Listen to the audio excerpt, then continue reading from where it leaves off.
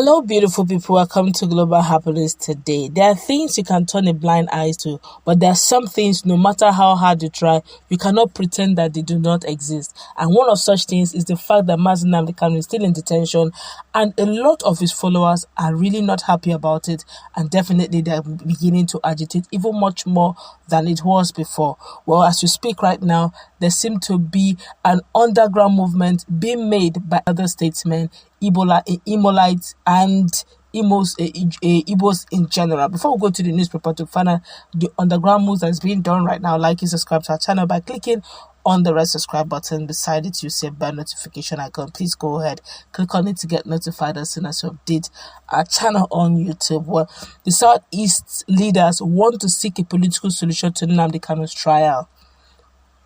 The Southeast Governors Forum, Igbo leaders, and Ohaneze Ndigbo will meet President Muhammadu Buhari within the first quarter of this year over Nnamdi Kanu, the detained leader of the indigenous people of Biafra, Ipob.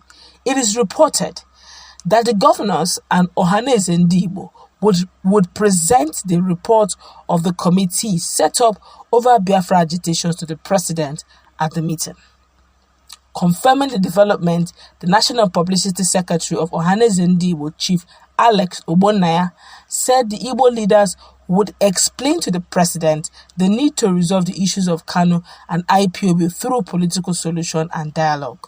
Obonaya said Ohaneze Ndigbo, Southeast governors, and prominent Igbo leaders will meet with the president within the first quarter of this year. We in Ohaneze have looked at the issues of Nnamdi Kanu, Ipob, that's indigenous people of Biafra, and so on. Believe that they require a political solution because they represent a phenomena of a kind. What they represent is like when you talk of marginalization, alienation, injustice, inequality, inequity, unemployment, and inability of the authority to listen. On the other hand, the gap between the government and the people. All these things are encapsulated into what is called the indigenous people of Biafra, that's Ipob. So, I want people to understand that the indigenous people of Biafra, Ipob stroke Nnamdi Kanu, is more like an outcome, an effect. It is a reaction, but the cause is somewhere else. That reaction is pervasive, and the effect is affecting everybody. Everybody is worried about the number of checkpoints we have on the road. From here to my community is supposed to be 30 minutes, but it will take you 2 hours or more. The road is so bad and unemployment is high. Ohaneze is still reporting.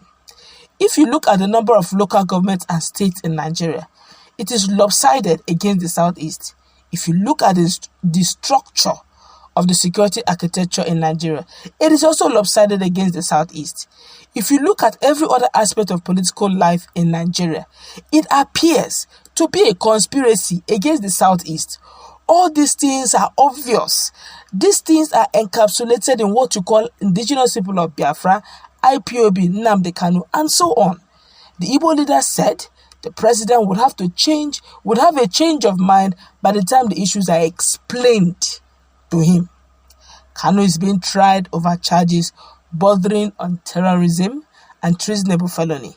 The Ipob leader is currently in the custody of the Department of State Services and is expected to appear in court on Wednesday, January 19, 2022, for the continuation of his trial. Nigerians have reacted to this.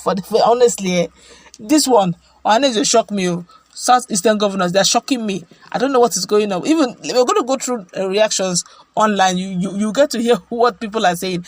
Honestly, I thought they're going to play to the gallery or play politics to it. Now, they're not understanding why are these people agitating. Ipob. What is the root cause? That's the best way to find a solution. What is the root cause of this? Then we can trace it. They're beginning to find the root cause. What are these people saying that is against the backdrop of what is being done? Now they're tabling and I realize these guys actually are looking at everything, encapsulated into one. But everything seems not to be working too well or in favor of the Southeast. Nigerians have reacted. I'm going to take cross-section. I'll start with this one. This one here said, on account of the above statement, 2 issues emerged that could stop the indigenous people of Biafran agitation. 1. Remove Igbo marginalization by zoning President of Nigeria in 2023 to Southeast Igbos to reassure our youth that Igbos are still wanted in Nigeria. 2. Release Mazi Nnamdi Kanu to allow peace to reign. This one is a deep call, a very big one. The lives of Ndigbo have already it's been their lifelong dream. And you're telling him to just, because if he doesn't get it this year, he may not get it again. If he doesn't get it this time, he won't get it again. This one here is saying, they are talking to a wall. Buhari doesn't listen to anybody. That man doesn't listen at all. Only listens to his own. People's opinion doesn't matter. Okay. This one here is saying, kudos to you Igbos. I salute your unity and courage. If Southwest governors would have done this, Chief Sunday Igbo must have been released since.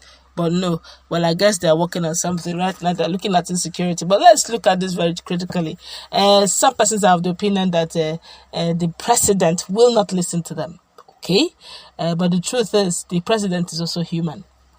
If you look at the issue of agitation superficially, you just think that these are unrest or youths that are not looking at the consequences of what they are doing. You may even see that the youths that are unemployed, idle, not having anything to do, are not trying to do mischief. But if you look deep, you now find out that why are these people making this? And why is it that it's not only hoodlums, quote and unquote, that are in IPOB? You see men of timber and caliber also in IPOB. Why is it so? And why is it that they are confident all over the world to identify to be a Biafran agitator instead of, but now they now had to look at it, deeply and found out. They started with the issue of security architecture. Is an Igbo man there? They also looked into the issue of when last did an Igbo man become the first in command, second or third in command in the democratic setting of Nigeria. If it is not Obasanjo and Atiku, it is Yar'Adua and Goodluck Ebele Jonathan. If it is not Buhari and Osibanjo, you just see that it's just a circle. Now, if you go to Senate, if it is not Bukola Saraki, then it is, and all of them, 8 years. You now find out that the Igbos are not even in the scheme of affairs. Now, if the Yoruba man is the president, the Hausa man will be vice. If Medu Belta will become the number 3 man, which is the Senate president. Where is Igbo in the picture? So where is, these are things that makes them uncomfortable. You said no victor, no vanquish in the 1967 to 1970 saga.